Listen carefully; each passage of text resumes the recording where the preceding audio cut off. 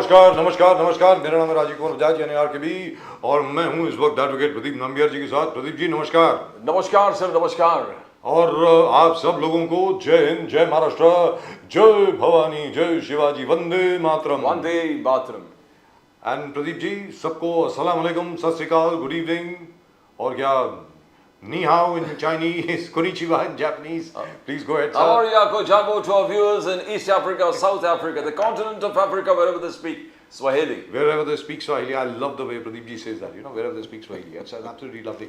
It's got that lovely ring to it, you roll your tongue over it. It's absolutely fantastic. So Pradeep ji, our friend Mr. Ajit Dada Pawar साहब ने तकरीबन मान लिया कि गौतम अडानी साहब बीच में involve थे। Exactly. मतलब शिवसेना और एनसीपी के स्प्लिट में। Yes. माशाल्लाह, ये क्या मतलब? This is what Rahul Gandhi हर मंच पर यही बोल रहा है कि देश में 4 लोग चला रहे हैं, Adani, Ambani, Narendra Modi, Amit Shah. They're running the country. And Ajit Pawar ji ने उस बयान को जस्टिफाई कर दिया है. And number two, the ED and somebody has actually filed another petition in the Bombay High Court. The ED of course has moved for the cancellation of our friend Mr. Nawab Malik's bail. उन्होंने कहा कि भाई देखिए उनका गुर्दा खराब है, kidney खराब है, ये उनकी पिटिशन थी, ये भी पिटिशन थी कि he has to be hospitalized permanently. लेकिन नवाब मलिक साहब तो हर जगह में दिख रहे हैं, मतलब क्या वो कैंपेन करते हुए, सब कुछ करते हुए। He believes he is a star. That's right. He believes that wherever he appears, the TRP goes up. Of all the channels. That's right. And he lights up the entire evening where elections are concerned. Fantastic, absolutely fantastic. Right, and at the moment with us, we have our old friend Mr. Ali Darwala from the BJP from Pune. Ali Darwala sahab, good evening. How are you, sir? Good evening. Sat Shri Akal. सत श्री अकाल sir, सत श्री अकाल आपको भी सत श्री अकाल। वैसे गुरु पूरब जो है वो परसों है, 15 तारीख को है, गुरु नानक देव जी बर्थडे परसों। निजामुद्दीन रहीम साहब from Bombay, how are you sir? Congress के निजामुद्दीन रहीम साहब, नमस्कार सर। निजाम साहब आपको आवाज आ रही है? निजाम साहब को आवाज नहीं आ रही। स्टूडियो से लोग बात कर रहे हैं बीच में। Can we please solve that gentleman? Engineering. Nizamuddin Rahim Sahab को आवाज नहीं आ रही है। और अशोक यादव साहब समाजवादी पार्टी से, नमस्कार सर, जय हिंद। हाँ, डिस्टर्बेंस बहुत ज्यादा है जनाब। बहुत ज्यादा डिस्टर्बेंस है सर। डिस्टर्बेंस तो आप लोगों ने की है, भारतीय जनता पार्टी ने डिस्टर्बेंस करी है sir. You have disturbed the entire election process. Sir ये क्या सुन रहे हैं सर? अजीत दादा पवार साहब बोलते हैं कि जो मीटिंग थी जिसकी वजह से एनसीपी तोड़ी गई, उसमें गौतम अडानी साहब भी थे, दारूवाला साहब। Exactly. So what I've been telling you, Rajiv sir, Pradeep sir, time and again, there is a jackal, there is a wolf, that he's been playing this mischief, and it's only time will prove that what this particular gentleman has done. It's not only that. Let me go one step ahead and let you know that the Ajit Dada said not even his wife is aware what is going on in his head. So when things are so miserable, how do you expect a political party to perform? It is not possible. And you have to have clarity. When Narendra Modi ji, Amit Shah, they say something, they mean it. There is no hidden agenda. There is no twisting of words. We say, जो दिल में है वो हमारे जुबान पे है. हम लोग इसके अंदर कोई हेराफेरी नहीं करते. Sir, means as we progress into the debate, you will realize and you will come to know that what agenda, these people do not have an agenda. They do not have a scheme as to how they are going to run the state. Now, with the steel-fisted Narendra Modi doing the rounds in Maharashtra, Amit Shah, the machinery working, the people in Maharashtra have realized that there is a direction. एक दिशा है और उस दिशा के तरफ ये Bharatiya Janata party, Ajit Pawar और एकनाथ शिंदे जी बढ़ रहे हैं. And that's all. दारूवाला साहब, ये दिशा के बारे में सुप्रीम कोर्ट ने आपको सुनाया कि देश बुलडोजर से नहीं चलेगा. देश बुलडोजर से नहीं चलेगा, देश कानून और व्यवस्था से चलेगा. देश रूल्स और जो कानून है उससे चलेगा.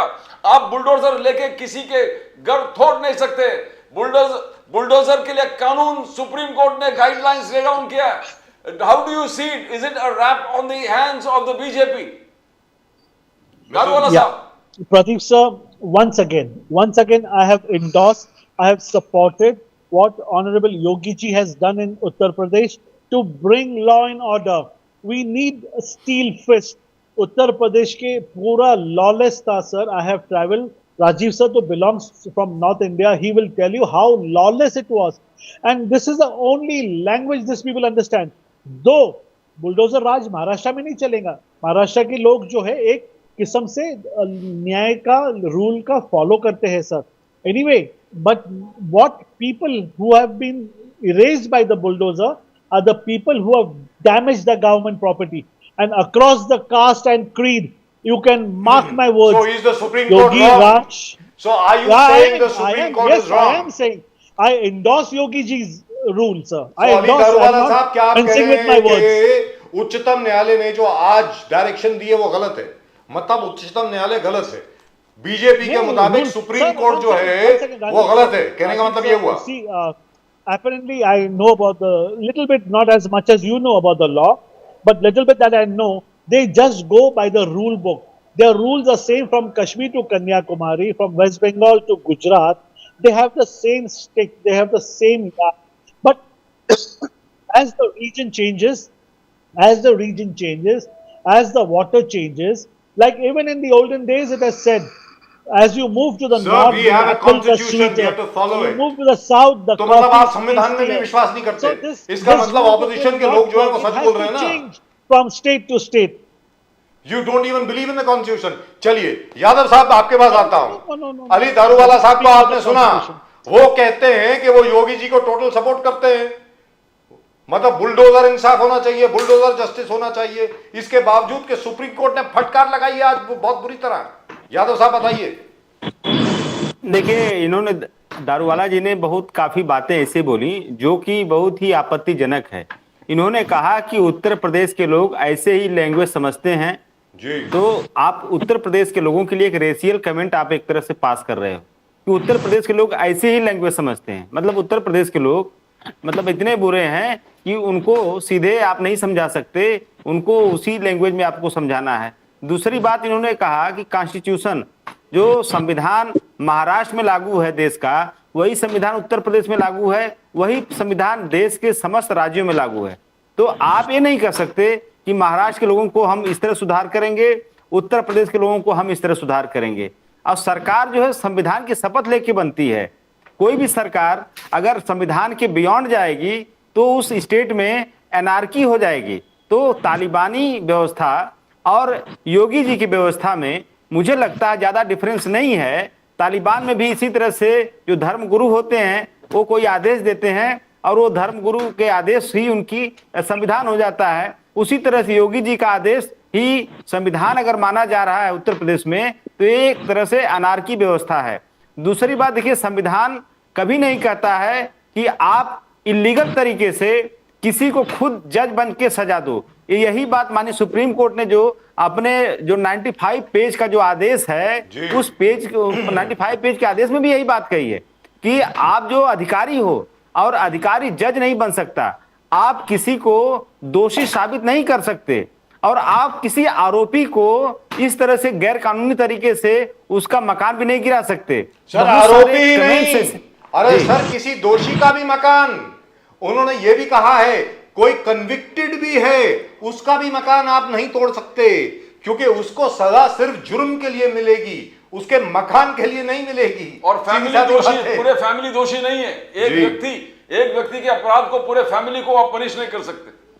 देखिए ये चीज जो योगी जी ने अपनाया एक तरह से ये शॉर्ट टर्म जो है पॉलिटिक्स है. मतलब ये शॉर्टकट रास्ते से आप पॉपुलैरिटी गेन करने के लिए इस तरह की चीजें करते हो. किसी मूवी में मैंने डायलॉग सुना था, no FIR, no arrest, no talk, फैसला ऑन द स्पॉट. तो ये जो फिल्मी डायलॉग वाला जो सरकार चलाने की कोशिश योगी जी कर रहे थे, इस फिल्मी डायलॉग वाली सरकार पे माननीय सुप्रीम कोर्ट ने एक हंटर मारा है कि आप किसी मूवी अशोक यादव जी सरकार ने एक्सेप्ट किया, सरकार के तरह ही रखे आपको शासन चलाना है। दूसरी बात, जो बुलडोजर ये लेकर हर जगह मीटिंग में हर जगह बुलडोजर बाबा करके एक जो अपनी जो सरकार की छवि बना रहे, बहुत मजबूत सरकार है, बहुत मजबूत योगी जी हैं, ये उनकी मजबूती नहीं दिखा रहा था। ये बुलडोजर का कल्चर उनके सरकार की कमजोरी को दिखा रहा था कि उनकी पुलिस के पास पावर नहीं है, उनके एडमिनिस्ट्रेशन के पास पावर नहीं है कि किसी भी आरोपी को जो संविधान सम्मत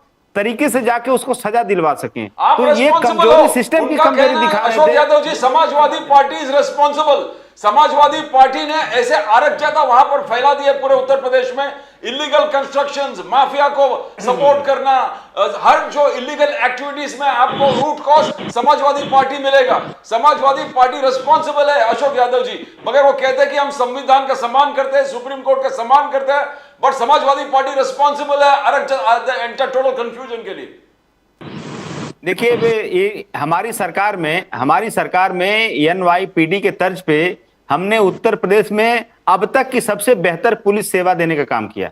जो डायल 100 सेवा हमने दिया उत्तर प्रदेश में, इसके पहले बहुत सरकारें आई गई, लेकिन इतनी फूल प्रूफ व्यवस्था नहीं थी कि 15 मिनट में पुलिस की रीच गांव में हो जाए और 10 मिनट में शहर में हो जाए।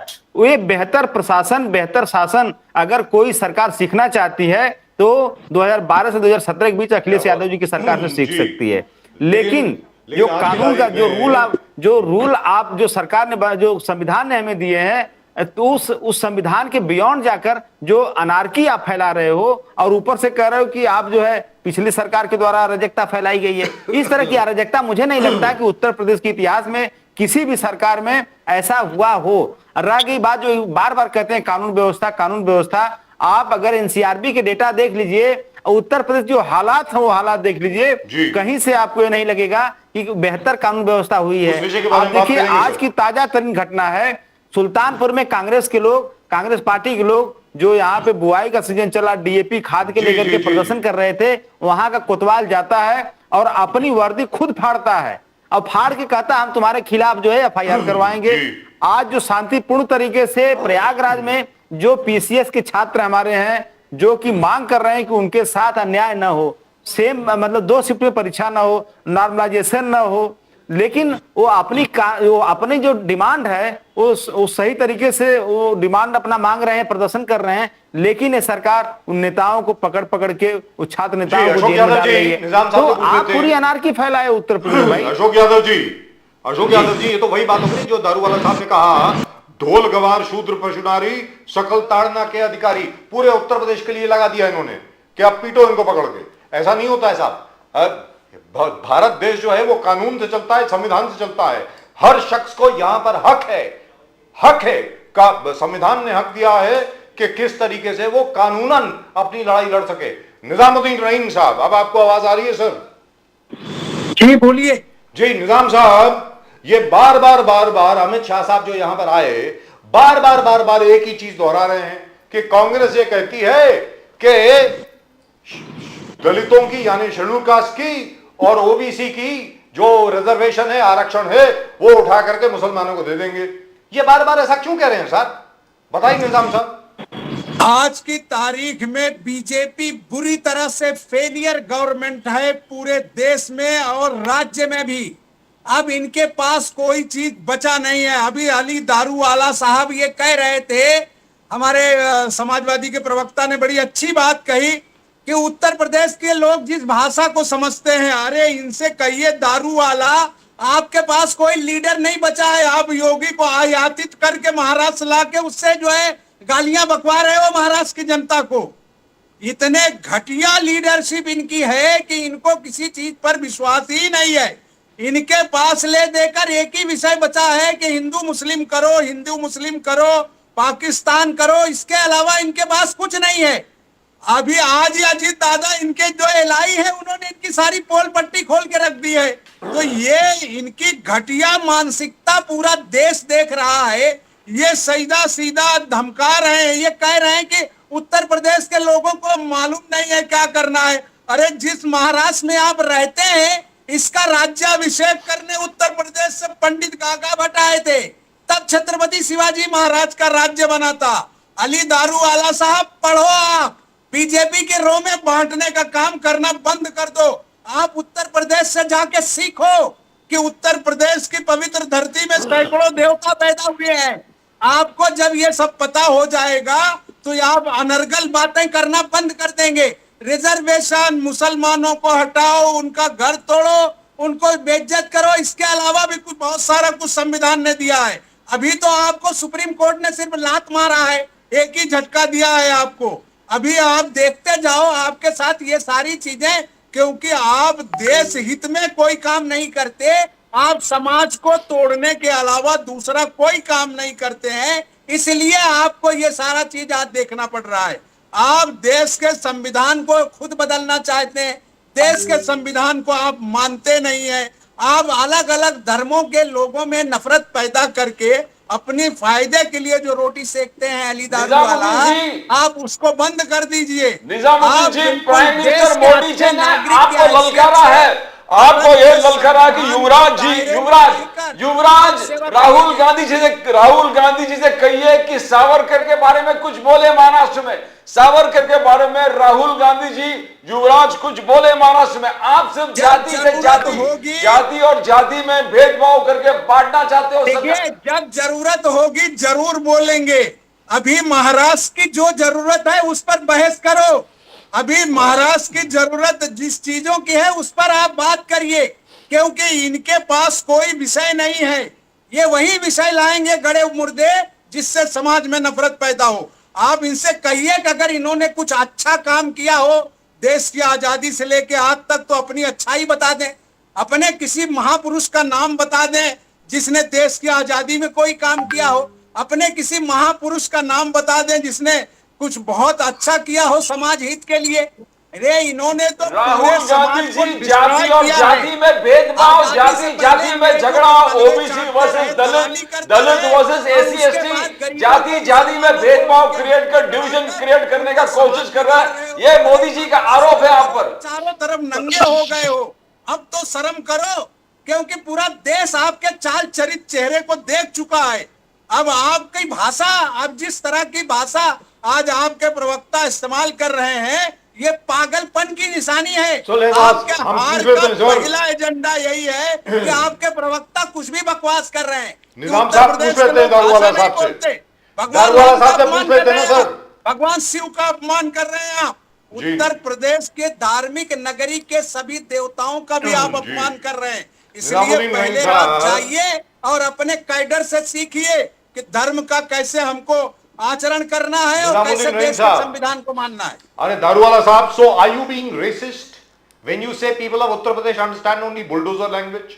कि बुलडोजर की भाषा ही समझते हैं उत्तर प्रदेश के लोग? इसका क्या मतलब हुआ सर? आपने कहा हिंदी नाउ, बोलिए सर। बिकॉज़ निजामुद्दीन जी को समझ में आएगा, शायद उनको इंग्लिश समझ में नहीं आई, इसलिए मैं हिंदी में समझाता हूँ। बोलिए सर। उत्तर प्रदेश के समझता हूँ जी, सुनिए ना, अभी देखो आप, मैं बीच में एक शब्द नहीं कहा सर, आप सुनिए। यादव जी की कहेंगे, आप शुरू करिए, हम सुन रहे हैं आपको। बोलिए सर। यादव जी, निजामुद्दीन जी, उत्तर प्रदेश की जो जनता है उसके अंदर जो समाज कंटक है, जो यहाँ पर लॉ को नहीं मानते, जो लॉ को अपने हाथ में लेते, भले वो कोई भी समाज और जाति के हो, मैं अनुवाद करके कह रहा हूँ, उनके ऊपर बुलडोजर चला के ये 5 साल के जो शासन के अंदर योगी जी ने एक जो भयभीत कर दिया इन लोगों को, उसके वजह से आज उत्तर प्रदेश ये रहने के लायक बना।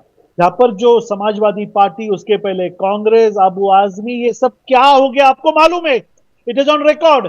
उत्तर प्रदेश के अंदर फॉरेनर्स घूमते नहीं थे खुले आम। देखो सर, मैं ये घटिया पॉलिटिक्स जैसे आप लोग बात करते हैं ना, कुछ नहीं हुआ, सब खराब है, बीजेपी के शासन में अराजकता है। सर, आप लोग ने बहुत अच्छा काम किया। अगर आप लोग इतने अच्छे थे, इतना अच्छा शासन था, निजामुद्दीन महाराष्ट्र के अंदर राम राज्य था आपके अगर वक्त में, तो फिर बीजेपी को जनता जनार्दन ने लाई क्यों? तो आप जनता जनार्दन की जो धनादेश है, उनका जो आदेश है, आप उसका निरादर कर रहे हो। सर, कांग्रेस आई, यहाँ पे राम मंदिर लाई, यहाँ पे राम हमारे लल्ला को यहाँ पर लगाने के लिए आप लोग ने सर अपोज किया था। शर्म और तो आपको आना चाहिए, जनता से माफी आपने मांगना चाहिए। सर, आपके तो नेता आए भी नहीं थे। मुझे एक बात बोलिए, आप इतना मुसलमान के मसीहा बने ना, आप दोनों बैठे ना यहाँ पर, तो इतना कह जी ना, इतना कहे ना सर राहुल गांधी जी से, तो वंदनीय बाला साहेब ठाकरे, जिसके पुत्र को मुसलमान का मसीहा बना के आप लोग जो वोट मांग रहे, बटोर रहे ना महाराष्ट्र में, उसकी आप तारीफ में एक शब्द क्यों नहीं कहते? जरा पूछिए ना राहुल गांधी जी से। खैर आपके पास जवाब नहीं देंगे, आप तीसरी बात करेंगे, अब डेवलपमेंट के विकास की बात करेंगे। आप एक तो डेवलपमेंट पे बात करो, विकास पे बात करो, या ये जो सड़ी हुई सोच है ना ये कांग्रेस की, और जो आपने जो शरद चंद्र पवार और उबटा को साथ में लिए ना, आप लोग जनता की दिशा भूल कर रहे। सर गए डिबेट के अंदर, आप बोले मुझे देर हो रहा है, आप भाग कर गए डिबेट में से। सर वंदनीय बाला साहेब ठाकरे कार सेवकों के लिए अभिमान मानते थे। उद्धव जी से पूछिए क्या वही कार सेवकों उनके लिए अभिमान है? अगर अभिमान है तो जनता जनार्दन को बोलिए, ये मुसलमान आप लोग जो इनको नेता बनाए ना, ये कार सेवक में सक्रिय थे। आप लोगों को गुमराह मत करिए, छाती ठोक के बोलिए राम मंदिर बनाने में भारतीय जनता पार्टी को खांधे को खांधा लगा के उद्धव ठाकरे जी और वंदनीय बाला साहेब ठाकरे जी खड़े थे। ये जनता जनार्दन को आप बताइए, फिर भी आप उनको मसीहा बनाए, चलो कोई बात नहीं, बहुत अच्छा। उन्होंने उनकी टोपी बदली कर दी, आपके बाजू में बैठे कुर्सी को कुर्सी लगाकर, आपको मुबारक हो। मगर ये जो है ना ढकोसा ज्यादा दिन नहीं चलेगा। 6 दिन, सर अब 6 दिन रुकिए निजामुद्दीन जी, महाराष्ट्र से नहीं भागना पड़ा ना आप लोग को तो मेरा नाम बदली करिए। हवा फैल गई है, आप लोग इतने बड़े सर, क्या नाम रखें नरेंद्र आपका? मोदी जी के बारे में ऐसे अनाप शनाप सर, क्या बात नाम करते रखा हो। जाए? सर नहीं है। उनका ऑरा महाराष्ट्र देखिए, मोदी के उनका बाप काम का करने भी की नहीं मेहनत है। देखिए। महाराष्ट्र के एक-एक हो दिन गया की हो गया, धरती पर 5 सारे सेकंड, उत्तर भारतीयों का शासन है।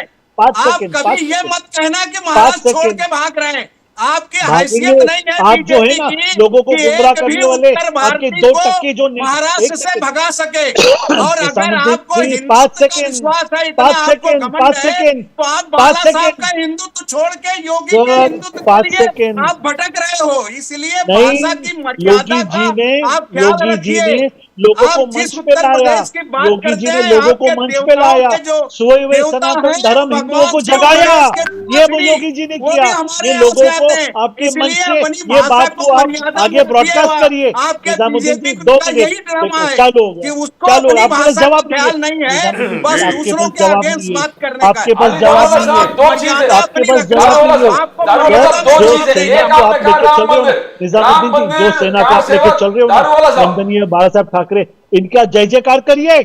आप बोलिए ना हमने ये ये स्क्रीन काम पे, नहीं किया। ये माननीय बेईमानी करने का माननीय काम बीजेपी बाला ने साहब किया। ठाकरे की किसने जय तोड़ा हो, शरद पवार की महाराष्ट्र पार्टी की को? जय हो, किसने तोड़ा शिवाजी उद्धव महाराज की की पार्टी जय को? हो। किसने बोलिए तोड़ा ना, समाजवादी के बोलिए बीच ना, झगड़ा लगाने का काम सर किसने किया? बोलिए ना, आपके सर बोलिए ना, बेईमान जहां का सर जो एक सेकंड, मुख्यमंत्री रहा उससे डाइवर्ट पहले, डाइवर्ट अगेन उसने ये डाइवर्ट सारी बेईमानी की। डाइवर्ट। सर देखो समाज को कांग्रेस की समाज से खासियत, लड़ाया, देखो भाई उनकी को सड़ी हुई भाई से सोच, लड़ाया, लोगों को परिवार तोड़ डाइवर्ट दिया। शानदार डाइवर्ट। परिवार सर दोनों परिवार जाग महाराष्ट्र के, उठा है, उसको तोड़ने का जनता काम जनार्दन जाग आपके उठी है। निकम्मे उन्होंने मुख्यमंत्री और विकसित गृह भारत मंत्री ने को किया। बनाने दारोगा के साहब, सबके दारोगा साथ साहब, साकार एक चीज करने है, को वो लोग आज भारतीय अमित जनता शाह जी पार्टी ने के कहा, साथ आए हैं। अमित शाह जी ने कहा निजामुद्दीन जी आर्टिकल कमेंट सुनिए, 370 आप कभी वापस हमें नहीं आएगा, इंदिरा गांधी जी स्वर्ग से आएगा, इंदिरा गांधी जी स्वर्ग से आएगा तो भी आर्टिकल 370 वापस नहीं आएगा। दारूवाला साहब, दारूवाला साहब, एक बार बोलिए, दारूवाला साहब, अमित शाह ने, बाला साहेब दारूवाला ठाकरे की साहब, जय हो, दारूवाला बोलिए साहब, बीजेपी का दारूवाला साहब, अमित शाह, जय श्री राम बोलिए। जो थोड़ा बहुत यूपी की बचा है तारीफ किए उसको ना, विधानसभा में इनको यूपी की रगड़ तारीफ देंगे। में बोलिए, यूपी की दारूवाला तारीफ साहब, में बोलिए।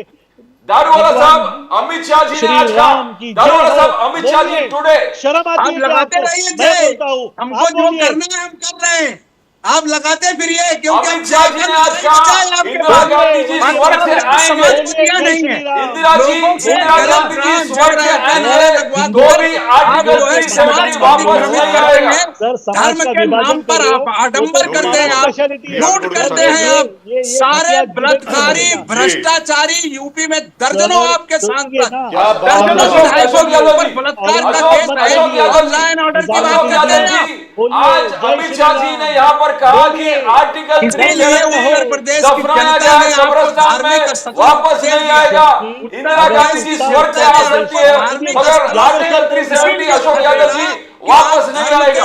ये एक बहुत स्ट्रॉन्ग स्टेटमेंट है। अशोक यादव जी, आप जो है Ashok Yadav, let's hear Mr. Ashok Yadav. Ashok Yadav ji बोलिए। जी, बोलिए। क्योंकि धर्म के अशोक यादव जी, अशोक यादव जी बोलिए, अशोक यादव जी, अशोक यादव जी, जी इंदिरा गांधी जी स्वर्ग से वापस आ सकता है मगर आर्टिकल 370 वापस नहीं आएगा। अमित शाह जी ने ऐलान किया है।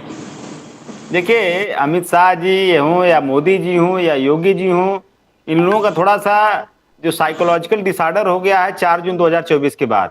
इन लोगों का मानसिक संतुलन थोड़ा डिस्टर्ब चल रहा है। अब देखिए मोदी जी क्या कहते हैं, आपकी बेटी छीन ले जाएंगे, आपकी जमीन छीन ले जाएंगे। लोकसभा चुनाव में कितने लैंग्वेज उनकी खराब थी। माननीय योगी जी की लैंग्वेज आप देख लीजिए कैसे कैसे बोलते हैं, अमित शाह जी की लैंग्वेज आप देख लीजिए। तो ये लोग कहीं से नहीं लगता है कि इतने बड़े संवैधानिक पद पे बैठे हैं, अपने आचरण में, अपने व्यवहार में इनको कम से कम ये सोचना चाहिए बोलने से पहले कि वो किस कुर्सी पे बैठे हुए हैं।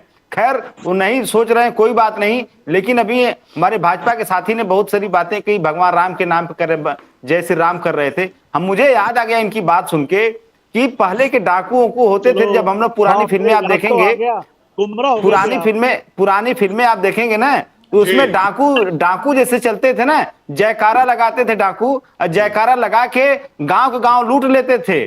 उसी तरह से भाजपा के लोग जय श्री राम का नारा लगा के अयोध्या में जमीनों की लूट किए,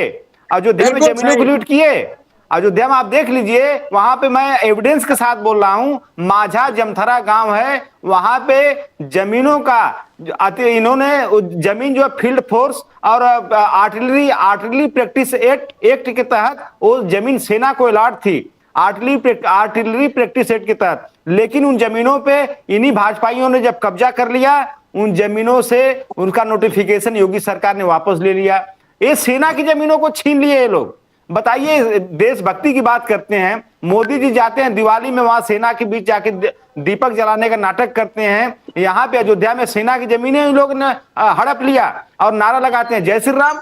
तो आप पहले के डाकुओं से इनकी तुलना करिए, जय जयकारा करके देश को लूट रहे हैं। डाकू तो पहले का गांव लूट देते थे, ये लोग पूरा देश लूट रहे हैं। तो ये लोग देश के भक्त बनते हैं लेकिन देश को लूटने का काम करते हैं। कोई ऐसा अवसर इनके पास नहीं छोड़ते हैं जब देश को लूटने का एक कोई भी चांस इन्होंने गंवाया हो। ये नारा दे रहे हैं योगी जी, बटोगे तो कटोगे। आप भाजपा के लोग नारा लगा रहे हैं बटोगे। देखिए महाराष्ट्र के एग्जाम्पल देख लीजिए, शिवसेना को उन्होंने बांट दिया, अब बांट के क्या किया, काट दिया। शरद पवार साहब के पार्टी को उन्होंने बांट दिया, बांट के काट दिया। तो जो काम ये कर रहे हैं उसी का नारा लगा रहे हैं और जनता कह रही कि बांटने काटने का काम तो आप नॉर्थ वेस्ट फ्रंटियर प्रोविंस और सिंध और बंगाल में सरकारें बनाई थी इन्होंने मुस्लिम लीग के साथ मिलकर। जो मुस्लिम लीग देश की बंटवारा करवाई उसके साथ सरकार बनाई ये लोग। तो इनके डीएनए में बंटवारा है, इनके डीएनए में नफरत है, इनके डीएनए में लूट है और उसके बाद उसके ऊपर मुलम्मा चढ़ा देंगे धर्म का, राष्ट्रवाद का। लेकिन उसके अंदर कितनी खतरनाक इनकी आइडियोलॉजी है, उस आइडियोलॉजी से जनता जब वाकिफ हो गई तो इनको सत्ता से बाहर करने का मन बना लिया था जनता ने। जो 400 पार जा रहे थे 240 में अटक गए, लेकिन बेईमानी करके प्रशासनिक दुरुपयोग करके किसी तरह से इज्जत बचाए हुए हैं। अशोक यादव जी महाराष्ट्र से, अरे अशोक यादव जी आपको आवाज आ रही है मेरी? उपचुनाव में हर जगह से इनका सफाया होने जा रहा है। जी अशोक यादव जी, आपसे ये सवाल है और उसके बाद मैं जाऊंगा निजामुद्दीन रिंग साहब के पास, फिर वापस आता हूं अली दारूवाला साहब के पास। सर आप उत्तर प्रदेश में हैं, अभी आप महाराष्ट्र का चुनाव देख रहे हैं। सर यहां पर बार बार ये कहना कि आरक्षण जो है दलितों का छीन करके, आदिवासियों का छीन करके, ओबीसी का छीन करके वो जा करके मुसलमानों को दे दिया जाएगा, ऐसा बीजेपी के लोग कह रहे हैं। अमित शाह जी ने खुद बोला है, मोदी साहब ने खुद बोला है। आज तो अमित शाह जी ने जबरदस्त तरीके से इसके ऊपर भाषण दिया, नंबर 1। नंबर 2, कश्मीर का धारा 370, सर उसका महाराष्ट्र से क्या लेना देना है? आप जरा बताइए ना। अभी तो सर लोकल इश्यूज पे इलेक्शन हो रही है ना, असेंबली इलेक्शन हो रही है। तो मुझे ऐसा लगता है कि अगर विकास पे बात की जाए तो ज्यादा अच्छा है, ऐसा मैं मान के चलता हूं। अब आप बोले अशोक यादव जी।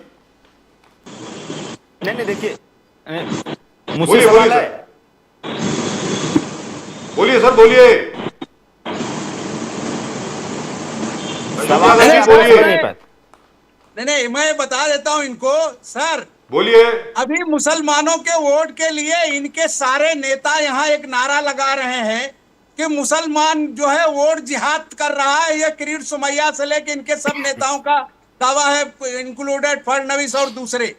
आज आप देखिए, आज आपके चैनल पर आया होगा कि नितिन गडकरी मुसलमानों को बैठा कर उनके साथ वोट की भीख मांग रहे हैं। आज देख लीजिए आप।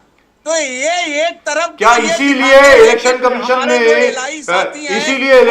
ने नितिन गडकरी की तलाशी ले ली? मुस्लिम वोट हासिल करते हैं और इनके नेता जाके मुसलमानों के घर उनके तलवे चाट रहे हैं, भैया आओ और मुझे वोट दे दो, मैं तो राष्ट्रभक्त हूं। इनके राष्ट्रभक्ति का ये हाल है कि 4 दिन पहले भारत के प्रधानमंत्री ने अपना ट्वीट डिलीट किया। उन्होंने एक झूठ बोला देश को कि जो कांग्रेस की 5 गारंटी है वो हिमाचल में, तेलंगाना में, कर्नाटका में नहीं दे रहे हैं। परसों हमने तीनों मुख्यमंत्रियों को बुलाकर महाराष्ट्र में उन गारंटी का ऑफिशियल वीडियो मुख्यमंत्री के मौजूदगी में यहां राज्य में दिखाकर इनके मुंह को काला कर दिया है कि ये झूठ बोलना बंद करो। उसके बाद प्रधानमंत्री ने जो ट्वीट किया था वो ट्वीट उन्होंने डिलीट कर दिया। ये झूठों के बादशाह हैं और सिवाय झूठ के ये कुछ नहीं करते। जी निजामुद्दीन जी, 1500 रुपया आपने कहा कि सरकार अफोर्ड नहीं कर पाएंगे जो लाड़की बहन स्कीम है, वही आपके पंचसूत्री में आप 3000 देने वाली बात है, 3000 महिलाओं को दे रहे, 1500 हो नहीं रहा है। आपने कहा सरकार पे बहुत बोझ है, 3000 कहां से दे पाएंगे आप? तो क्या ये झूठा नहीं है? झूठा नहीं है, पंचसूत्री झूठा, इट्स नॉट अ फॉल्स। कर्जा खा चुके हैं। जितने हमारे पास यहाँ एफडीज थे वो सब ये बेच खाए हैं। हमने जो 3000 कहा है, हमने 3 राज्य सरकारों में ईमानदारी से उनका पैसा 5 गारंटी के तहत हम दे रहे हैं और महाराष्ट्र के लिए हम प्रोविजन करके उसका हमारे पास तैयारी है कि सरकार बनने के बाद हम कैसा करेंगे। 1500 आप कह रहे हैं कि दारू वाला साहब दे नहीं सकते, 1500 रुपया दारू वाला साहब दे नहीं सकते और आप 3000 देने की बात करेंगे, महाराष्ट्र का खजाना खाली नहीं होगा। महाराष्ट्र से गायब हो गई है। महाराष्ट्र से 1 लाख बहनें 1500 देकर बहनों की ओट चाहिए। 1 लाख बहनें ऑफिशियल गायब हैं। इनके होम डिपार्टमेंट का रिजल्ट है, मंगा के देख लीजिए। उन बहनों का आज तक क्या कर रहे हैं, उनके साथ इनके कितना जुगलबंदी दिखाएंगे, इनसे पूछिए आप। जी दरवाला साहब, ओवर टू यू सर।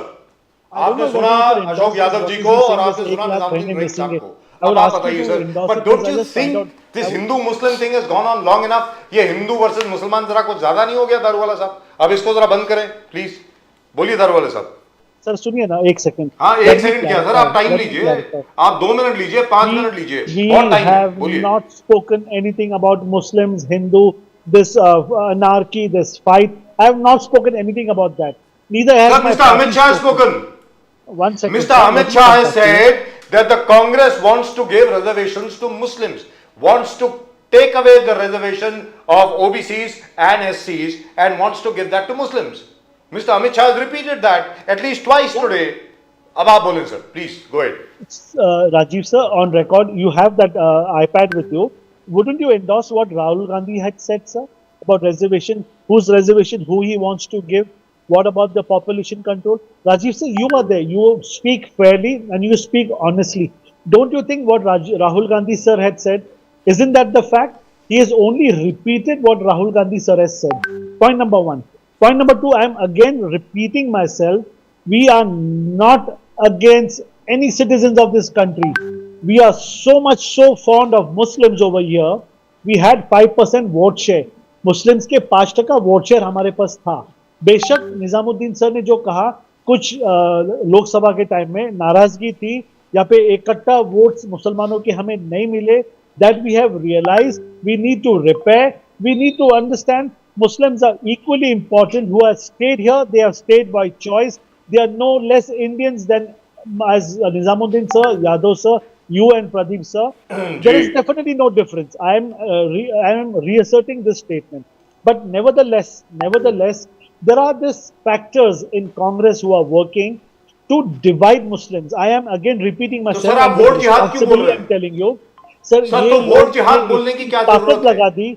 इन लोग ने रिसोर्सेज के बारे में, विकसित भारत के बारे में, इनके पास नाम रखने के लिए कुछ नहीं है। बस वो एक एयरबस उधर चला गया, एक डायमंड का जो हब है गुजरात में गया, वो लोग ऐसा बताना चाहते थे जैसा पाकिस्तान में चला गया। तो अली दारूवाला साहब, वोट जिहाद का क्या मतलब हुआ? दारूवाला साहब, वोट जिहाद का क्या मतलब हुआ? ये तो देवेंद्र फडणवीस जी की ऑफिशियल स्टेटमेंट है।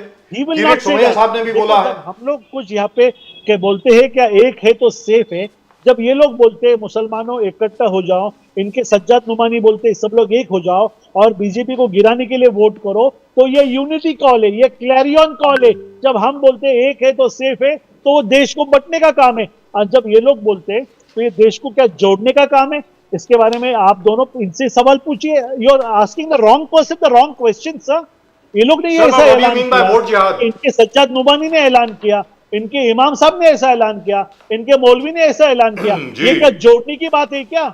इसका जवाब तो ये लोग नहीं देना चाहिए, कांग्रेस ही तोड़ने का काम कर रही है। This is on record. Ali दारू वाला, बोलिए बोलिए, हाँ बोलिए, अली दारू वाला बोलिए, क्या बोलिए। जितने इस देश में कांग्रेस, एनसीपी, समाजवादी पार्टी है, क्या उनके नेता हिंदू नहीं है? क्या अखिलेश यादव जी हिंदू नहीं है? क्या शरद चंद्र पवार जी हिंदू नहीं है? क्या सुप्रिया सुले जी हिंदू नहीं है? ये सारा मुसलमान वोट 90% हिंदुओं को दे रहा है। मुसलमानों की तादाद तो 9% से भी कम आप बताते हैं ना। अगर हम 15% भी आए वोट तो हम अपने हिंदू भाइयों को ही दे रहे हैं ना। क्या आप अखिलेश जी को हिंदू नहीं मानते? जल्दी बताइए अली दारू वाला। क्या आप शरद चंद्र पवार जी को हिंदू नहीं मानते? क्या आप जो है सिर्फ आपके लिए योगी हिंदू है? क्या आपके लिए ये निजामुद्दीन जो है सर ने जो आज आपके सच सबसे बात करी। झूठे प्रधानमंत्री हैं, क्या वो निजामुद्दीन हिंदू सर ने है? सच बात करी। अली दारू सच वाला बात इस करी, देश आपने में सच बात बसने करी। वाला हर नागरिक करेक्ट, इस करेक्ट, देश का करेक्ट। नागरिक मैं है, आपका जवाब और देता जो हूँ। संविधान मैं की आपका बात जवाब करता देता है हूँ। मुसलमान उसके साथ खड़ा है। आप मुसलमानों सुनिए ना। को भड़का कर, मुसलमानों का डर दिखाकर हमारे हिंदू भाइयों को बहका नहीं सकते हो। हम हिंदू भाइयों के साथ खड़े हैं। हम आपको नाम देते हैं, आप में दम है तो आप कहिए कि अखिलेश यादव हिंदू नहीं है। आप कहिए कि शरद चंद्र पवार हिंदू नहीं है। आप कहिए ना। आप तो मुफ्ती महबूबा के साथ, आतंकवादियों के साथ सरकार बनाते हो और अब्दुल्ला का विरोध करते हो। आप तो बेईमानों के सरदार उनको के साथ बोलने तो काम दो, करते जवाब हो। दे रहे हैं। थोड़ी तो निजामुद्दीन जी आपका ईमानदारी जवाब रखो, दे रहे हैं, सच आपका बात जवाब दे रहे हैं दारू वाला साहब। ताकत रखो। सुनिए, जवाब तो आप सुनिए। हिंदू मुसलमान let me पट रहे हो। जवाब सुनिए, come जवाब back. सुनिए, Don't break the Nizamuddin link. जी जवाब सुनिए। मैं Don't break पूछ the रहा link. हूँ कि अगर मुसलमान अरे जवाब तो सुनिए। वोट दे रहा है, अली दारू वाला साहब जवाब दे रहा है आपको। कर रहा है, अगर 90% बोलो, बोलो, दारू वाला साहब बोलिए। कभी 54% से ज्यादा मुसलमानों ने दिया ही नहीं। दारू वाला जब 90% देगा मुसलमान वोट हमारे इंडिया गठबंधन को, तो आप जमीन की धूल चाटेंगे। क्योंकि अभी तो 54% लोग ही इकट्ठा हुए हैं। अभी तो Correct. बाकी होना है इकट्ठा होना, और महाराष्ट्र में सर, वो होने जा दोनों रहा है। सवालों का क्योंकि जवाब हम इस निजामुद्दीन, देश बहुत के बहुत शुक्रिया। अब let me finish now, let me finish बोलिए सर। राजीव सर।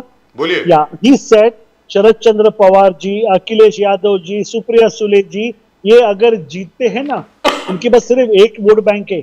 जो मुसलमान यहाँ से भयभीत होकर, डर कर वापस जाके जो वोट दे रहे ना, इनकी राजनीति, इनकी जो है ना भाकरी, इनकी जो चपाती है ना, सिर्फ उसी के ऊपर पकड़ी है सर। मगर यहाँ पर कहा था बटेंगे तो कटेंगे। हमारा भाजपा का वोट बैंक वो हिलता नहीं है। ये सिर्फ जो 5-10% इधर उधर जाता है ना सर, ये इसी के ऊपर इनका गेम चलता है। कांग्रेस, एनसीपी और इनकी युवटा सेना है ना सर, इसी के ऊपर ये लोग बैंक कर रहे। मगर मैं आपको कहना चाहता सर, मुसलमान लोग इतने बुद्धिवंत है, इतने होशियार है। उन्होंने लोकसभा में देखा, इनको वोट नहीं देके इन्होंने कितनी बड़ी गलती करी। अब वो गलती महाराष्ट्र में और झारखंड में नहीं होने वाला है। I will tell you logically sir, with the ground realities, we have gone to each and every household, and Muslims have endorsed Eknath Shinde, Ajit Pawar and Devendra Fadnavis Sarkar. I'll tell you why. Because the Supremo, I will not take his name, the Supremo is totally untrustworthy. That man can switch anyway. Yesterday, Honorable Prime Minister in Pune refrained, he has not uttered a word against the Tutari. Now you can read between the lines what is happening. Sir, ये लोग दिशा इनको नहीं है, ये दिशाहीन काम कर रहे, और इनके वोट्स जो अशोक यादव साहब, इनको दे रही है, राइट, वो सारे we heard वेस्ट you, होने sir. वाले। Sir, we heard you. Ashok Yadav साहब, अभी आपने अली दारूवाला साहब को सुना। यही लॉजिक जो है, यही आर्गुमेंट जो है उत्तर प्रदेश में पेश की गई। यही कहा गया कि मुसलमानों ने बहुत गलती करी समाजवादी पार्टी को सपोर्ट करके, शुरू से समाजवादी पार्टी का समर्थन करके बहुत गलती की गई, इसलिए ऑल इंडिया MIM जो भी है, मजलिस इत्तेहाद मुस्लिमीन जो भी पार्टी है, उसको लेकर के आए ताकि आपका वोट बैंक जो है काटा जाए। तो क्या आपको लगता है कि इस बार भारतीय जनता पार्टी इसमें सफल होगी? सर देखिए, अशोक यादव जी, भारतीय जनता पार्टी ने सबको, देखिए चुनाव जब आता है तब ये कहते हैं कि बटो मत जात के आधार पर जी। लेकिन जैसे ही इनकी सरकार बन जाती है तो आप सिर्फ उत्तर प्रदेश से एग्जाम्पल देख लीजिए योगी सरकार का, जी बोलिए कि सर। जो जातियों के आधार पर पिछड़े और दलित समाज का आरक्षण जातियों के आधार पर लूटा इन्होंने। 69,000 शिक्षक भर्ती में आप देखिए, ये इतना बड़ा स्कैम था कि ये आए विपक्ष हम बोल रहे हैं अलग बात है, लेकिन माननीय हाई कोर्ट ने इस पे ये मोहर लगाई है कि योगी सरकार पिछड़ों और दलितों का आरक्षण लूटी है। इस पे पिछड़ा वर्ग आयोग ने भी मोहर लगाया है कि योगी सरकार पिछड़ों और दलितों का आरक्षण लूटी है। तो सबसे बड़ा सवाल उठता है कि भारतीय जनता पार्टी की निगाह में हम किसी धर्म की बात नहीं कर रहे हैं यहाँ पे, हम सिर्फ यही पूछने की बात कर रहे हैं, यही जानने की कोशिश कर रहे हैं कि इस देश की जो पिछड़ी आबादी है, जो दलित आबादी है, जो आदिवासी आबादी है, इसको भाजपा के लोग हिंदू मानते हैं कि नहीं मानते हैं। तो अगर हिंदू मानते तो इनके साथ इस तरह भेदभाव नहीं करते, डिस्क्रिमिनेशन नहीं करते। लेकिन जब चुनाव आता है तब इनको चुनावी हिंदू जरूर बनाने की कोशिश करते हैं। लेकिन मैं बता दूं, पूरे हिंदुस्तान का, सिर्फ उत्तर प्रदेश के साथ साथ जो हमारे राष्ट्रीय अध्यक्ष ने नारा दिया पीडीए का, उस नारे के साथ इस बार पीडीए समाज उत्तर प्रदेश का यूनाइट हुआ, जिसके वजह से उसका जो आरक्षण, जो कि लेटरल एंट्री का जो इनका जो एक बैकडोर से जो बिना यूपीएससी के को बाईपास करके जो अपने लोगों को आईएएस बना रहे थे, वो चीज पे रोक लग गई। आपको पता होगा कि पीडीए के लोग जब पिछड़े दलित यूनाइट हुए भाजपा के खिलाफ, तब जो है उनका आरक्षण बचना शुरू हुआ। तो पीडीए के लोग लगातार यही नारा लगा रहे हैं, जुड़ेंगे तो जीतेंगे। और जिस दिन से उन्होंने जुड़ना शुरू किया, उस दिन से उनका शोषण भी होना बंद हो गया। बड़ा अशोक यादव जी, तुष्टिकरण का आरोप आपको लगता है? तुष्टिकरण इस प्रकार से अमित शाह, मोदी जी कह रहे हैं कि आर्टिकल 370 पे आप जिस प्रकार से वक्फ बोर्ड रिफॉर्म एब्सोल्युटली एसेंशियल है, आप वहां पर रुकावट के तौर पर खड़े हो गए। राम मंदिर आपने बॉयकॉट कर दिया, सीए आपका विरोध है, सावरकर इशू पे आप हमेशा सावरकर के खिलाफ बात करते हो। औरंगाबाद, यहां पर महाराष्ट्र के औरंगाबाद को संभाजी नगर बना रहे थे, नाम चेंज, वहां पर भी एमवीआई यानी इंडिया अलायंस का टोटल विरोध था। वोट जिहाद का आरोप है। तो ये आपका स्पष्ट रवैया है, देश हित में भी आप तुष्टिकरण की राजनीति लेके आते हो। यादव जी देखिए, ऐसा है, जो आपने सिलसिलेवार कई सवाल पूछे, मैं शुरू करता हूं राम मंदिर से। राम मंदिर का विरोध कौन कर रहा था? राम मंदिर का विरोध इस देश में जो धर्म गुरु हैं हिंदू समाज के, वो मोदी जी तो है नहीं, या योगी जी भी नहीं धर्म गुरु हैं, वो एक पार्टी के नेता हैं। फर्जी धर्म गुरु बनने की कोशिश भले कर लें, लेकिन वो धर्म गुरु नहीं है। धर्म गुरु इस देश के हिंदुओं के आदि गुरु शंकराचार्य होते हैं।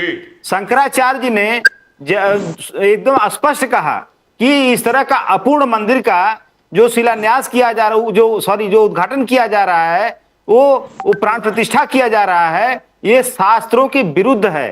तो आप चुनावी लाभ लेने के लिए अपूर्ण मंदिर का इस तरह से आपने जो प्राण प्रतिष्ठा किया, तो इस चीज को लेकर के हिंदू समाज भी आंदोलित था कि हमारे जो धर्मगुरु शंकराचार्य, जो हिंदू धर्मगुरु हैं, उन्होंने जब इस बात पे टिप्पणी कर रहे हैं कि ऐसा नहीं होना चाहिए था। और दूसरी बात, आपने जो कहा कि धारा 370, आप ये बताइए, आर्टिकल 370 पार्लियामेंट से लगाया गया, पार्लियामेंट से हटेगा, उसको लेकर के अभी आप इस चुनाव में सोच रहे हो कि हल्ला मचा के बाकी मुद्दों से, जो महाराष्ट्र में आपने छिछालेदर किया, जो बांटा, जो एक गद्दारों की एक फौज खड़ी किया, गद्दारों की फौज आपने खड़ी किया, भारतीय जनता पार्टी के लोगों ने गद्दारों की एक फौज खड़ी की अपने साथ, सोच रहे हैं कि इस मुद्दे से जनता का ध्यान भटका लें, 370 की बात कर लें, यूसीसी की बात कर लें। यूसीसी की बात करें, लाएं उसको पार्लियामेंट में, कौन मना कर रहा है? यूसीसी लाएं, उसमें बहस करें, स्वस्थ बहस करें, उसके बाद जो होगा देखा जाएगा। लेकिन इस तरह की जो चीजें उठा करके उसका चुनावी लाभ लेने का जो इनका कुत्सित चाल है, इसमें हिंदुस्तान की जनता फंसने वाली नहीं है।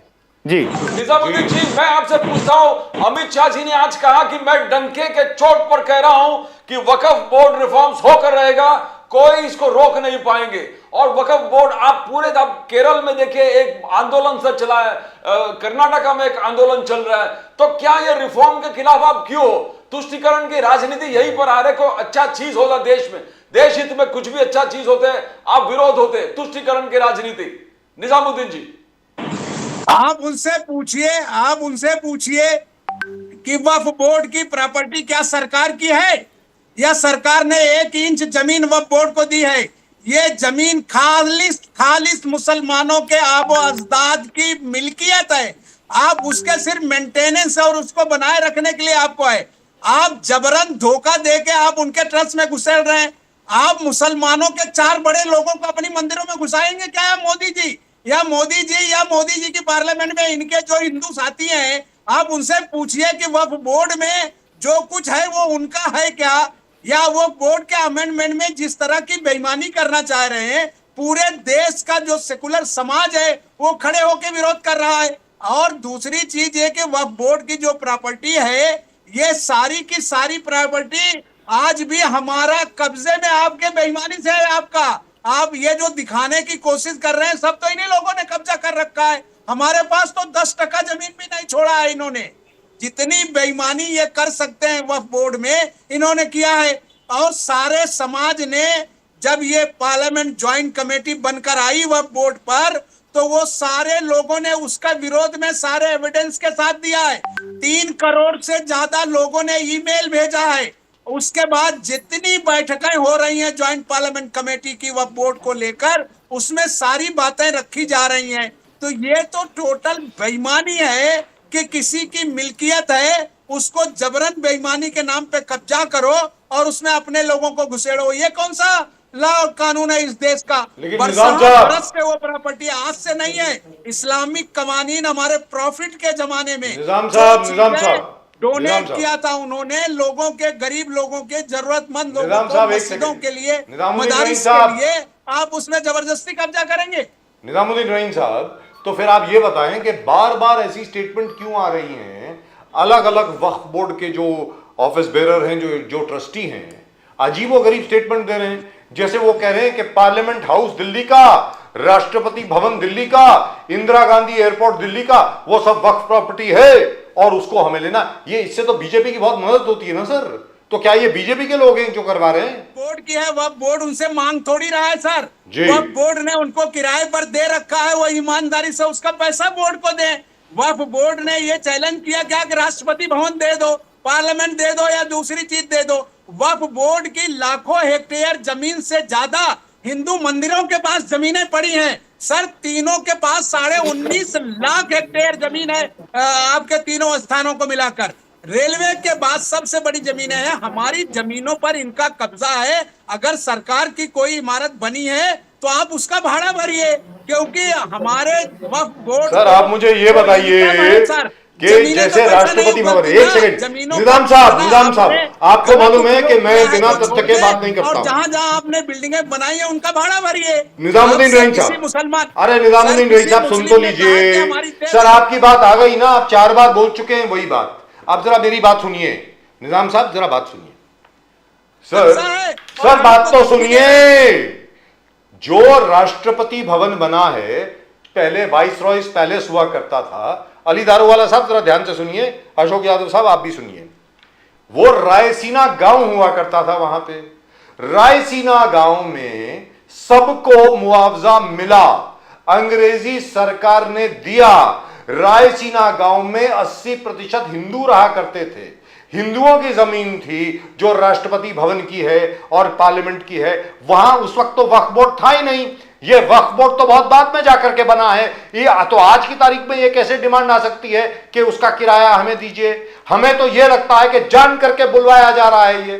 अब निजाम साहब आप बोले प्लीज। नहीं, मैं सर किराया दिलवाया जाए ऐसा, मैं पहले आप सुन लें सर, बोलिए। वक्फ बोर्ड जो है हमारे प्रॉफिट के दौर से शुरू है जी, यानी 1500-1600 साल से ये स्टार्ट है। ऐसा नहीं कि आज या कल आया। और वक्फ हमारे यहाँ किसी रजिस्टर्ड करने या किसी संस्था के लिए नहीं है। वक्फ में वो चीजें हैं जो हमारे आबो अजदाद थे, जिनके पास मिल्कियत थी, उनका कोई नहीं था, उन्होंने अपने समाज के लिए डोनेट कर दिया। अब कौन सी प्रॉपर्टी किसकी है ये वक्फ बोर्ड डिसाइड करता रहा है। और जहां डिसाइड नहीं होता था वो सुप्रीम कोर्ट, हाई कोर्ट लोग जाते रहे हैं। अगर किसी के कब्जे में, अब हजारों नेताओं ने इनके जो है तमाम बोर्ड की प्रॉपर्टी पर इनका कब्जा है। जब ये इशू आया तो आज पूरे देश भर से लोग ये चीजें खोल कर दे रहे हैं, आज बता रहे हैं। तो सरकार अगर ईमानदार है तो जिसकी चीज है उसका न्याय करके उसको रिटर्न करिए ना।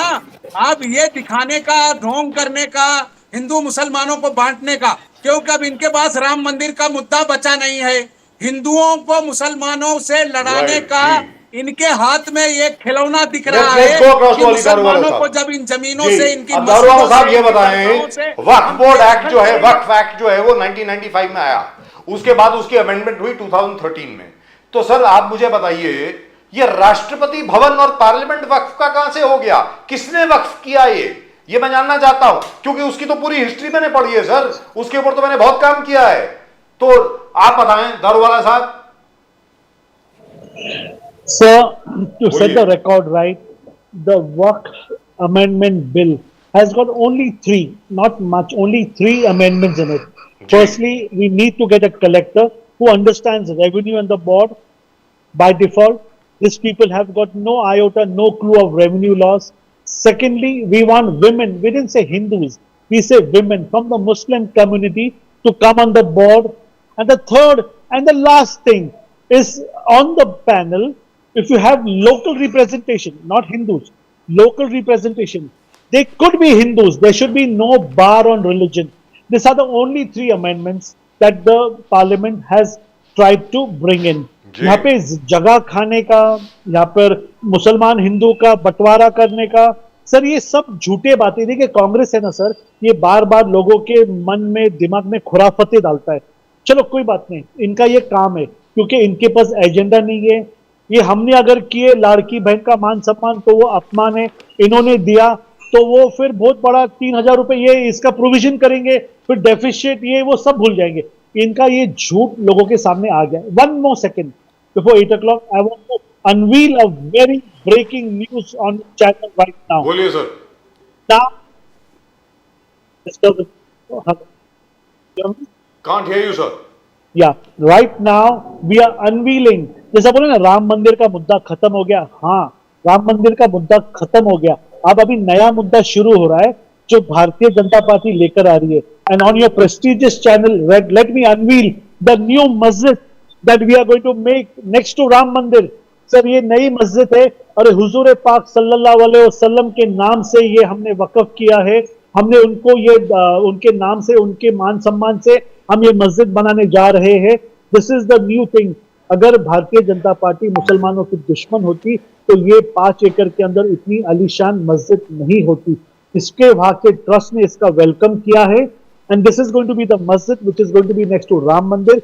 ये भारतीय जनता पार्टी का एजेंडा है और इसके साथ मैं ये कहना चाहता, लेट इस एंड, इनका झूठ यहाँ खत्म करिए।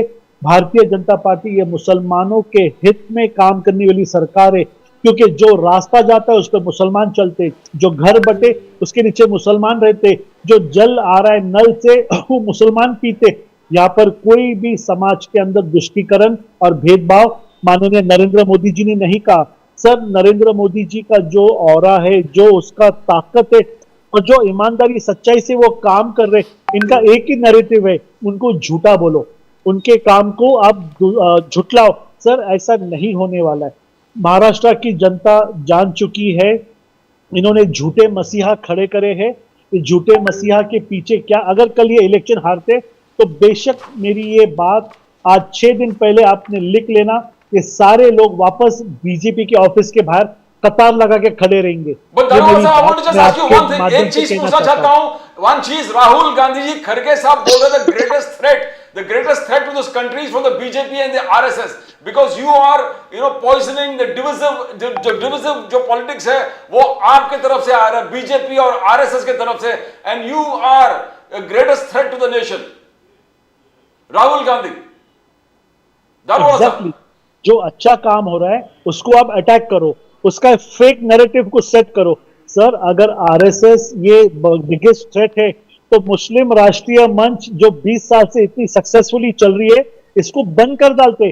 सर मुस्लिम राष्ट्रीय मंच का एकमेव उद्देश्य ये है कि मुसलमानों को मेन स्ट्रीम में लाइए, उन्हें ये शासन के साथ, ये सरकार के साथ, यहाँ पर इनके साथ में जोड़कर देश को आगे लेके जाने के लिए मुसलमान की भागीदारी को लाइए। सबका साथ, सबका विकास, सबका विश्वास को रखने वाली, मानने वाली ये सरकार है। निजामुद्दीन जी देखो, मैं आपके हर बात को बहुत ध्यान से सुनता हूँ। सर आप लोग के एजेंडा खत्म हो चुके हैं। आप लोग अब ये मान ले कि 2047 में इंडिया सर्वश्रेष्ठ एक नए देश ये वर्ल्ड का बनने जा रहा है। कितने आप मुसलमानों को हमें टिकट दिया? साथ दीजिए। आप धारा में लाने की बात नहीं, मुसलमानों को तबाह करने की बात करते हैं। झूठी बातें आप क्यों करते हैं देश के सामने? आपने कितने मुसलमानों को पार्लियामेंट में टिकट दिया? अरे आपने सवाल कितने पूछने वाला मुसलमानों खुद को तो मंत्री जवाब दो। बनाया? खुद आपने तो जवाब दो। गुजरात में आपने कितने मुसलमानों को टिकट दिया? आप राष्ट्रीय सर, अभी तो 9 स्वयं टिकट संघ दिए के सर सदस्य कांग्रेस बन ने। सकते हो। आप लीडर नहीं बन सकते। आपको ये दलाली, आपको मुबारक हो। और मुसलमानों के लिए आप ये सोचना बंद कर दो। आरएसएस के बहुत करीब है, आरएसएस के बहुत करीब है दारूवाला साहब। आपके पास सत्ता है अली। सर, मुबारकबाद आप बताओ दीजिए कि मस्जिद कितने के लिए। मुसलमानों को एमपी बनाया? सर, सर, हुजूर निजाम पाक साहब बोलिए ना, सल्लल्लाहु अलैहि वसल्लम के नाम पे आप बनी है मुबारकबाद मस्जिद। दीजिए। कितने मुसलमानों को आमदार बनाया? निजाम मस्जिद साहब, आपकी नहीं है। अरे मस्जिद निजाम अल्लाह का साहब, घर है। अरे नबी अल्लाह का मस्जिद घर की है। मुबारकबाद तो दो। मुबारकबाद आपके दीजिए ना दलाली सर। और बेईमानी के पैसे की अरे हुजूर के नाम पे है वो मस्जिद। हजम नहीं हो गया। सर, वो मस्जिद भी हजम बनाने नहीं हो के गया। लिए मुसलमानों के निजाम पास साहब, बहुत है। दुनिया अरे में निजामुद्दीन इस्लाम के रहीम पास साहब, कवानीन है। अरे हुजूर उनके के नाम पे पास नई मस्जिद ज़कात, बन रही है। सदका, फितरात के पैसे हैं। आपके पैसे की दलाली की जरूरत नहीं है अली। अच्छा निजामुद्दीन रहीम साहब, अयोध्या में जो सल्लल्लाहु अलैहि वसल्लम के नाम पे नई मस्जिद की जो परमिशन दी गई है, उसका डिजाइन भी आ उसको भी गया नाम है, रख रहे। उसकी मुबारकबाद तो दीजिए निजाम साहब। सर, जो चीज शरीयतन जायज नहीं है उसकी मुबारकबाद इनको क्यों दें? जो अपने धर्म का मंदिर ईमानदारी से अपने धर्माचार्यों के साथ मिलकर नहीं बना सकते, Politics. वो दूसरे के Politics. धर्म के धर्मस्थल को क्या Politics. बनाएंगे? यानी जी। ये जो दर्जनों ट्रस्ट है मस्जिदों को सर, ये जो तोड़ने ट्रस्ट के कहने लिए का मतलब ये इनके हुआ, ट्रस्ट निजाम साहब, ये लोग वो करते ट्रस्ट को भी हैं। नहीं मानते। आज तक आपकी बात मानते कार्रवाई हैं। नहीं कर सके। सर आपकी बात मानते हैं। अब आपकी बात पूछते हैं अली दारूवाला साहब। तो कहने का मतलब ये हुआ,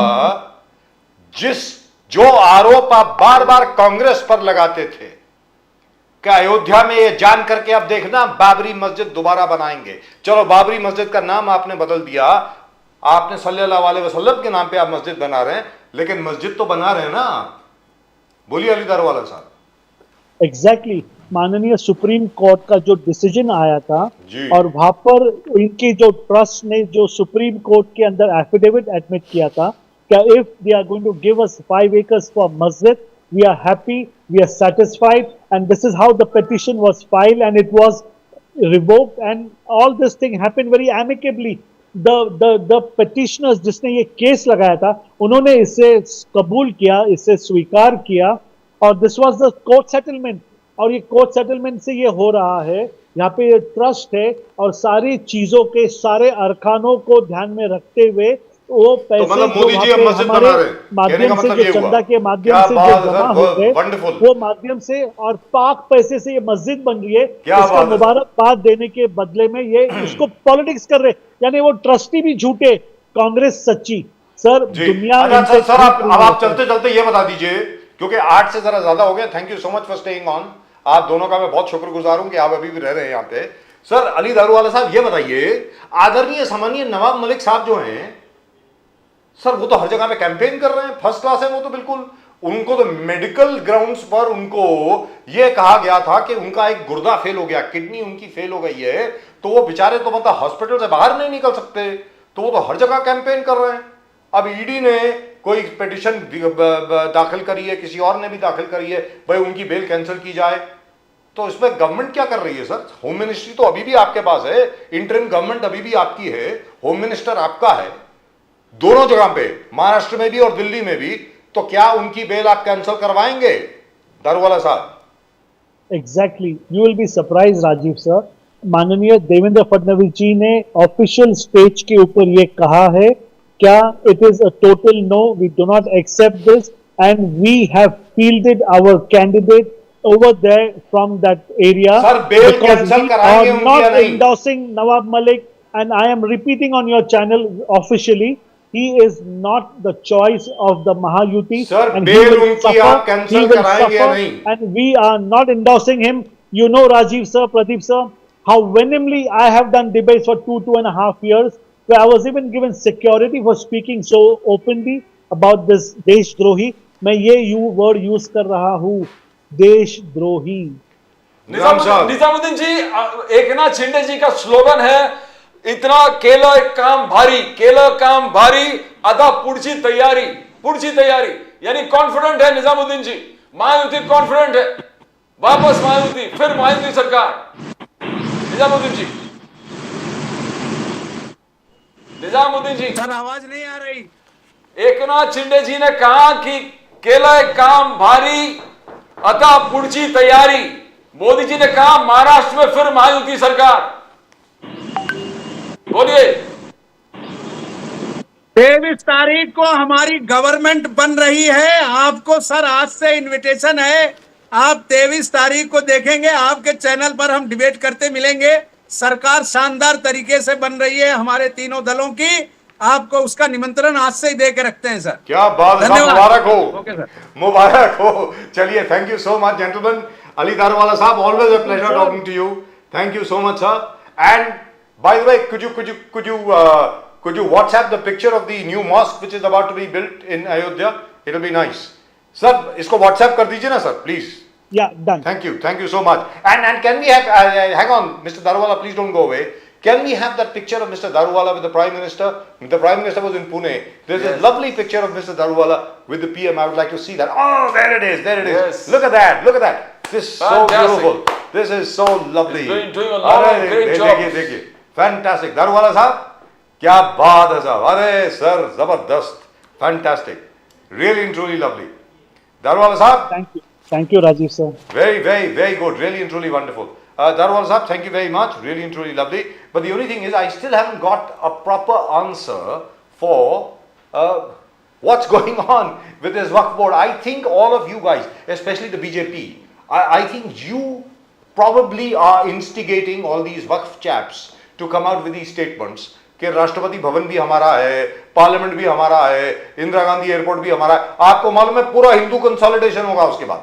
Not only Hindu consolidation, even the Christian consolidation where Kerala is concerned. Daruwala Yes. साहब, केरला में पूरे churches में एक procession Sundays को निकलता है because Waqf board have claimed churches that are 500 years old and more than that. Sir, St. Thomas's Church, Yes. which is the oldest church in the world, they've claimed that too. So Oh, all God. India, the Christian Sabha have totally said that we can't give our claim of the churches. The churches are being claimed by the Waqf board. Sir, बोलिए Reforms. please बोलिए. Sir, I'll tell you one thing. Sir, it is very ironic and very shameful. The board, you will see all due respect to their background and where they come from, but they are the most corrupt people put on the board. Sir उन्होंने ये बेच कर इतनी जगह खा गई है sir. ये वक्फ बोर्ड जो बेचारे मरहूम जो लोग मर के उन्होंने अपनी प्रॉपर्टी दी है वक्फ बोर्ड को, क्या वहां से इनकम आए और मुसलमान कौम का कल्याण हो, उनके लिए स्कूल कॉलेजेस मेडिकल कॉलेजेस बने। सर आज उनके हमारे इतना पिछड़ा समाज कोई नहीं है। इतनी जमीन अगर कोई Jewish community I think they get one Daruwala साहब photograph with the Prime देश Minister. बना डालते। Yes, I don't know why they're not doing that. Daruwala साहब का photo Somebody here doesn't like you, needs to be Daruwala Sahab. streamlined. There's somebody here from the Congress doesn't like you. Please run the photograph of Daruwala Sahab with the Prime Minister. Yes, please. It's really a waste. 1/3 of the nation's land is with the Waqf board, and they have done nothing. They should have elevated. We are only 15% population in this country. They could not elevate the Muslim population. They are still such backwards. They need to take aid.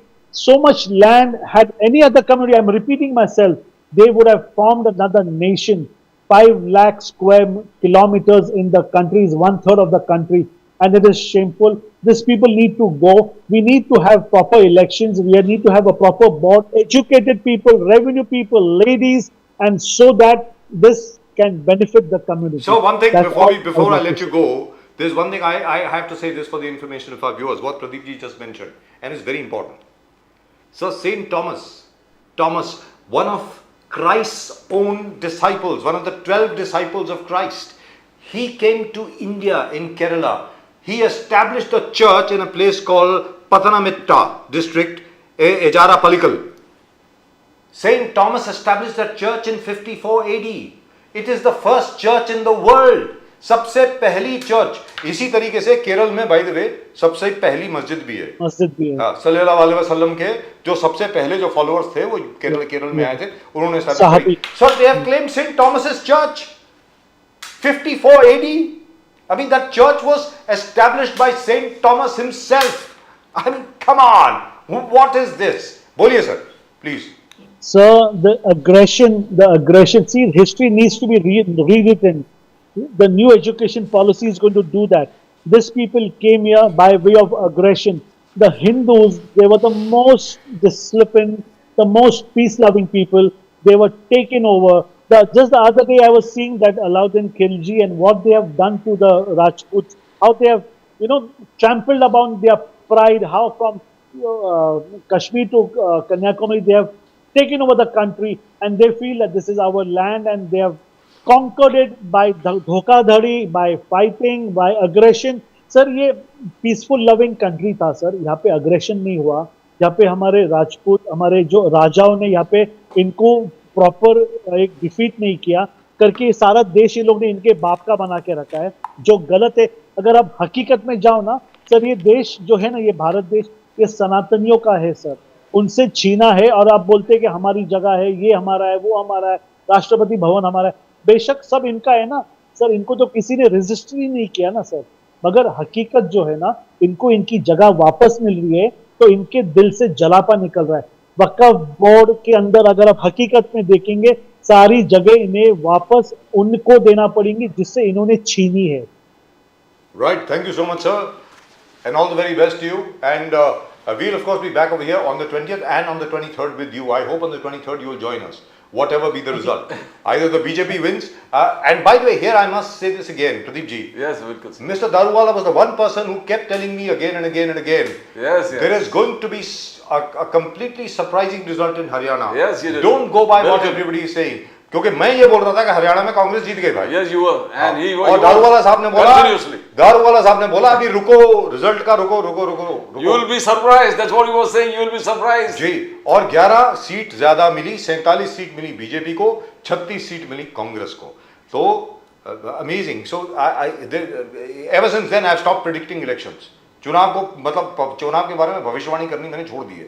मतलब अमित शाह है, अमित शाह जी अगर हैं तो सब मुमकिन है। और आपको डर के आपने मेहनत करना शुरू कर दी है। Right, thank you so much sir. Daruwalla साहब बहुत बहुत शुक्रिया आपका। Good thank you night, so good much. Night, नमस्कार। जय हिंद। जय हिंद सर, जय हिंद। सो जय महाराष्ट्र सर। जय महाराष्ट्र, जय हिंद, जय भवानी, हर हर Mahadev. Thank you sir. So Pradeep ji, कहने का मतलब ये हुआ कि अब तो नई मस्जिद बन रही है सर, सल्लल्लाहु अलैहि वसल्लम। Nobody has reason to complain. वो भी बन रही है, बाकी सब चीजें भी हो रही हैं। और जहाँ तक वक्फ बोर्ड का सवाल है, भाई मुझे तो अभी तक शक पड़ रहा है कि बीजेपी करवा रही है। ये वक्फ बोर्ड के लोगों से बार बार ये स्टेटमेंट दिलवाना कि राष्ट्रपति भवन भी हमारा है, इंदिरा गांधी एयरपोर्ट भी हमारा है, सेंट थॉमस चर्च भी हमारा है, सेंट थॉमस चर्च भी हमारा है केरल में। अरे यार 54 AD का बना हुआ, 54 AD। He is one of the original disciples of the Christ who landed here in Kerala. और कर्नाटका में पूरे गांव, फार्मर्स के गांव, किसान के गांव हमारा है। तो ये you need to have some reform sir. Karnataka में जैसा कि किरण रिजिजू साहब ने बताया कि वहां पर 1500 साल पुराना शिवजी का मंदिर है, वो कहते हैं हमारा है। अरे 1500 साल पहले तुम यहाँ आए थे क्या? अरे कौन सी दुनिया में रह रहे हो भाई? मतलब this is crazy, absolutely crazy. So I hope the Congress also wakes up to the danger of too much of appeasement. That's all that I am saying, if there is indeed appeasement as the BJP says. But the news is Waqf board का जो amendment act है वो तो पास होगा ही। जैसा कि article 370 repeal हुआ, वैसे ही वक्फ बोर्ड में अमेंडमेंट्स लाई जाएंगी, ऐसा अमित शाह जी ने प्रॉमिस किया है। और जहां तक दूसरी चीज का सवाल है, अयोध्या में अब मस्जिद का काम भी शुरू हो गया है। प्रदीप जी। बिल्कुल, absolutely. And when Amit Shah ji आज इस प्रकार से कहा, the confidence that he exerted, बोले कि मैं डंके के चोट पर कहता हूं वक्फ बोर्ड रिफॉर्म्स होकर रहेगा, कोई रोक नहीं पाएगा। I mean that's a confidence that they plan their moves very well, and That's I right. think, and I don't think they have brought a bill up till now, and that has really they have not passed the bill. Yes, But they've just kept it in abeyance and sent it over to the parliamentary Bilkul. subcommittee, and after that, let's see what happens. Of course, the problem over there is that both Mr. Nitish Kumar and of course Chandrababu Naidu, they'll have to support them totally over here. So I think possibly because they were not able to convince these two allies of theirs that they kept that bill in abeyance. One never knows. Where there is Amit Shah, everything is a possibility. And that is a big challenge, by the way, for Mr. Sharad Pawar. This is an election where it's going to be Mr. Amit Shah versus Mr. Sharad Pawar. Let's see what the result is. That's it. That's all we've And got for Amit you. Shah leads from the front and Sharad Pawar leads Stays from at the the back back. and stays at the back and get people together. That's right. So everybody has a different style of working. Sharad Pawar has always been a backroom operator, and Mr. Amit Shah always bats on the front foot. So let's see who gets out first. तो आज के show में सिर्फ इतना ही. आप सब लोग please ज़रा चैनल को सब्सक्राइब जरूर करें भैया. सब्सक्राइब जरूर कीजिए, कमेंट अपने भेजें. वक्फ बोर्ड के ऊपर आप क्या समझते हैं? सल्लल्लाहु अलैहि वसल्लम के नाम पे मस्जिद बन रही है अयोध्या में. विश्व हिंदू परिषद ने कहा था, बजरंग दल ने कहा था अयोध्या के अंदर मस्जिद नहीं बनेगी, न जाने क्या कुछ कहा था, लेकिन बन रही है. और जहाँ तक महाराष्ट्र के चुनावों का प्रश्न है वो तो आपके सामने है ही. That's it. That's all we got for you from both Pradeep ji and myself. आप सब लोगों को नमस्कार. जय हिंद, जय महाराष्ट्र, जय भवानी, जय शिवाजी, वंदे मातरम. Vande Mataram. जय सिया राम, हर हर महादेव. Har Har नमस्कार. Mahadev. नमस्कार.